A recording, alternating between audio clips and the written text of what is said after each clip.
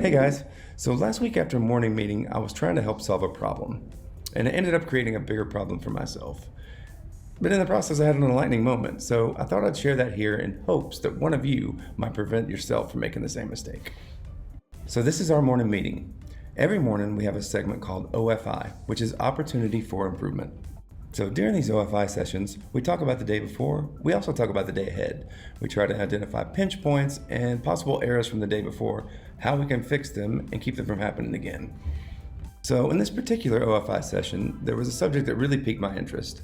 We had to throw away an entire batch. An entire batch was wasted. Now for us being a cheesecake manufacturer, a batch is a bowl. And one of these bowls is 850 liters, and that's about 1,400 pounds of product that we had to throw in the garbage. So me, being very curious about the issue, went up to the ops manager after the meeting. I wanted to find out how this could happen. So, as it turns out in this case, we were running two very similar SKUs back to back in our production schedule.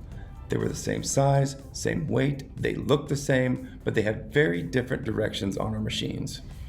So hearing this, I got super excited.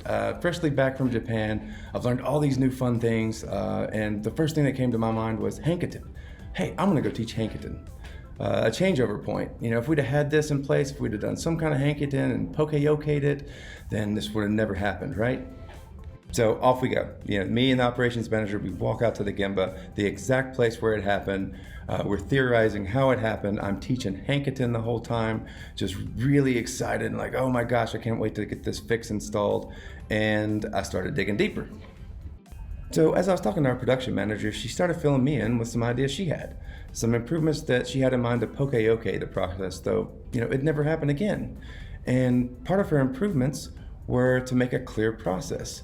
That they follow this clear process and, you know, it should never happen again. Clear process? What do you mean clear process? Like screeching tires running through my head right now, you know? We don't have a clear process for our production workers to follow when they're making a batch? Well, yeah, we do. We have a process, but, you know, it wasn't followed. So we need to make something to poke-yoke that. And immediately my mind starts dancing. Oh man, it's just training. It's training. So I'm eager to go. I'm eager to train her on how important training is and how we can train better and how we can, you know, reinforce that training. Okay, let me see that training. We are going to come up with a method and we are going to train and we're going to retrain and we're going to stick to our standards. So let me see the standard. Okay, so here's the standard, but it's just for this batch. It doesn't tell you what to do when you switch over to the next batch. Do we have like just a very basic standard on what you need and how to set up the machine between each SKU? Well, no, we don't have anything that basic. Do we really need something for that basic? You know, just switching between SKUs?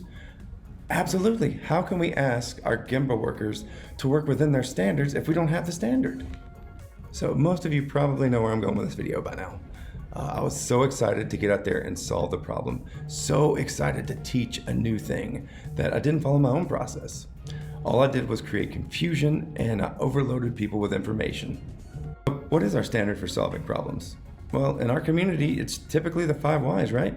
If I'd have done this to begin with our ops manager, we would have probably come to the same conclusion much faster and I could have trained on the 5 whys instead of all these other concepts all at once. It really stuck with me all weekend. I mean, I was thinking about this thing, how can I learn from it? So much so that I had to reach out to Will, who was on vacation, but responded anyway because he's a lean maniac. He said, Brian, the answer is right in your pocket. We got these wonderful pocket cards that Mark Warren provided us when he was here. And on these cards is like every situation that you could think of on how to train, the process for identifying problems, it's just a whole wealth of knowledge. And it really reinforced, I really need to slow down, use the tools that are available and not get so excited about lean that I forget the basic. So thank you guys so much for listening. I know it's a way longer post than I normally post, but I really thought this scenario could help somebody and help prevent some mistakes that I've made.